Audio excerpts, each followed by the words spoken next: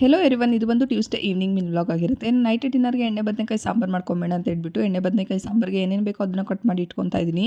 ನನಗಂತೂ ತುಂಬಾ ಇಷ್ಟ ಆಗುತ್ತೆ ಈ ಎಣ್ಣೆ ಬದನೆಕಾಯಿ ಸಾಂಬಾರು. ಸೊ ಹಂಗಾಗಿ ತುಂಬಾ ಸಿಂಪಲಾಗಿ ನಾನು ಯಾವ ಥರ ಮಾಡ್ತೀನಿ ಅನ್ನೋದನ್ನು ನಿಮ್ಮ ಜೊತೆ ಶೇರ್ ಮಾಡ್ತಾ ಇದ್ದೀನಿ. ಇನ್ನು ಬದನೆಕಾಯಿನ 4 ಸೈಡು ಈ ಥರ ಕಟ್ ಮಾಡಿಕೊಂಡು ಸ್ವಲ್ಪ ನೀರು ಹಾಕ್ಬಿಟ್ಟು ಸ್ವಲ್ಪ ಹೊತ್ತು ನೀರಲ್ಲಿ ನೆನೆಸಿಟ್ಬಿಟ್ಟಿದ್ದೀನಿ. ಇನ್ನು ಈ ಕಡೆ ಅದಕ್ಕೆ ಏನೇನು ಬೇಕೋ ಅದನ್ನು ಕೂಡ ಎತ್ತಿಟ್ಕೊಂಡ್ಬಿಟ್ಟು ಈಗ ಒಂದು ಮಿಕ್ಸಿ ಜಾರ್ಗೆ ಒಂದು ಸ್ವಲ್ಪ ಈರುಳ್ಳಿ, ಸ್ವಲ್ಪ ಕೊತ್ತಂಬರಿ, ಹಾಗೆ ಸ್ವಲ್ಪ ಕಾಯಿ, ಸ್ವಲ್ಪ ಚಕ್ಕೆ, ಸ್ವಲ್ಪ ಲವಂಗ, ಹಾಗೆ ಸ್ವಲ್ಪ ಉಪ್ಪು, ಸ್ವಲ್ಪ ಅರಿಶಿನ ಸೇರಿಸ್ಕೊಂಡು ಅದನ್ನು ಗ್ರೈಂಡ್ ಮಾಡ್ಕೊಂಡು ಬರ್ತಾ ಇದ್ದೀನಿ.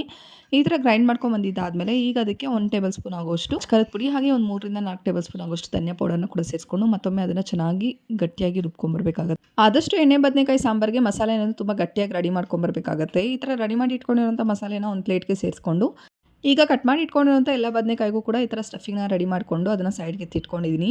ಈಗ ಸ್ಟವ್ನ ಆನ್ ಮಾಡ್ಕೊಂಡು ಒಂದು ಕಡಾಯಿನ ಇಟ್ಕೊತಾ ಇದ್ದೀನಿ. ಕಡೆಗೆ ಒಂದು 4 ರಿಂದ 5 ಟೇಬಲ್ ಸ್ಪೂನ್ ಆಗೋಷ್ಟು ಎಣ್ಣೆನ ಸೇರಿಸ್ಕೊಂಡು ಎಣ್ಣೆ ಒಂದು ಸ್ವಲ್ಪ ಚೆನ್ನಾಗಿ ಕಾದಾದ ನಂತರ ಸಾಸಿವೆ, ಹಾಗೆ ಸ್ವಲ್ಪ ಕರಿಬೇವು, ಸ್ವಲ್ಪ ಈರುಳ್ಳಿನ ಕೂಡ ಸೇರಿಸ್ಕೊಂಡು ಅದೆಲ್ಲನೂ ಕೂಡ ಚೆನ್ನಾಗಿ ಫ್ರೈ ಆದ ನಂತರ ಈಗ ಸ್ಟಫಿಂಗ್ ಮಾಡಿ ಇಟ್ಕೊಂಡಿರೋಂಥ ಬದನೆಕಾಯಿನ ಕೂಡ ಸೇರಿಸ್ಕೊಂಡು ಒಂದ್ಸಲ ಚೆನ್ನಾಗಿ ಫ್ರೈ ಮಾಡಿಕೊಂಡು ಒಂದು ಪ್ಲೇಟ್ ಮುಚ್ಚಿಬಿಟ್ಟು ಅದನ್ನು ಚೆನ್ನಾಗಿ ಫ್ರೈ ಮಾಡ್ಕೋಬೇಕಾಗುತ್ತೆ. ಈ ಥರ ಫ್ರೈ ಮಾಡಿ ಇಟ್ಕೊಂಡಿದ್ದಾದ್ಮೇಲೆ ಈಗ ಮಿಕ್ಕಿರುವಂಥ ಮಸಾಲೆನ ಕೂಡ ಸೇರಿಸ್ಕೊಂಡು ಮತ್ತೊಮ್ಮೆ ಅದನ್ನು ಒಂದ್ಸಲ ಚೆನ್ನಾಗಿ ಫ್ರೈ ಮಾಡಿಕೊಂಡು ನಮ್ಮ ಕನ್ಸಿಸ್ಟೆನ್ಸಿಗೆ ತಕ್ಕಂತೆ ನೀರನ್ನ ಕೂಡ ಅಡ್ಜಸ್ಟ್ ಮಾಡಿಕೊಂಡು ತಕ್ಕಂತೆ ಉಪ್ಪನ್ನ ಕೂಡ ಸೇರಿಸ್ಕೊಂಡು ಬದನೆಕಾಯಿ ಸಾಫ್ಟಾಗಿ ಬೇಯೋವರೆಗೂ ಅದನ್ನು ಚೆನ್ನಾಗಿ ಕುದಿಸ್ಕೊಂಡ್ಬಿಟ್ರೆ ಎಣ್ಣೆ ಬದನೆಕಾಯಿ ಸಾಂಬಾರು ತುಂಬ ಚೆನ್ನಾಗಿ ರೆಡಿಯಾಗಿರುತ್ತೆ.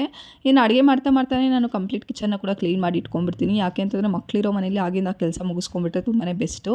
ಇನ್ನು ಈವ್ನಿಂಗ್ ಸ್ನ್ಯಾಕ್ಸ್ಗೆ ಅಂತ ಹೇಳ್ಬಿಟ್ಟು ನಮ್ಮ ಚಿಕ್ಕು ಬೇಬಿಗೆ ಒಂದು ಸ್ವಲ್ಪ ಬನಾನನ್ನು ಕೂಡ ತಿನ್ನಿಸ್ಕೊಂಡು ಇನ್ನು ನಮ್ಮ ಹಸ್ಬೆಂಡ್ ಬರೋ ಟೈಮ್ ಆಗಿತ್ತು ಅಂತ ಹೇಳ್ಬಿಟ್ಟು ಇಬ್ಬರಿಗೂ ಕೂಡ ಇಲ್ಲಿ ಟೀ ಮಾಡ್ಕೊಂಡು ಇನ್ನು ನಾನಂತೂ ಟೀ ಕಾಫಿ ಅಂತೂ ತುಂಬ ರೇರಾಗೆ ಕುಡಿತೀನಿ. ಸರಿ ಇವತ್ತು ಒಂದು ಸ್ವಲ್ಪ ಮಸಾಲೆ ಟೀ ಸ್ಟ್ರಾಂಗಾಗಿ ಮಾಡ್ಕೊಂಬೇಡ ಅಂತ ಹೇಳ್ಬಿಟ್ಟು ಅದಕ್ಕೆ ಒಂದು ಸ್ವಲ್ಪ ಏಲಕ್ಕಿ, ಸ್ವಲ್ಪ ಶುಂಠಿ, ಹಾಗೆ ಸ್ವಲ್ಪ ಬೆಲ್ಲನ ಕೂಡ ಸೇರಿಸ್ಕೊಂಡು ಟೀನ ಕೂಡ ಮಾಡಿಕೊಂಡು ಸರಿ ಕುಡ್ಕೊಂಬೇಡ ಅನ್ನೋಷ್ಟರಲ್ಲಿ ನಮ್ಮ ಹಸ್ಬೆಂಡ್ ಕೂಡ ಬಂದರು. ಸರಿ ಅವ್ರಿಗೂ ಕೂಡ ಟೀ ಕೊಟ್ಬಿಟ್ಟು ನಾನು ಕೂಡ ಟೀನ ಕುಡಿತಾ ಇದ್ದೀನಿ.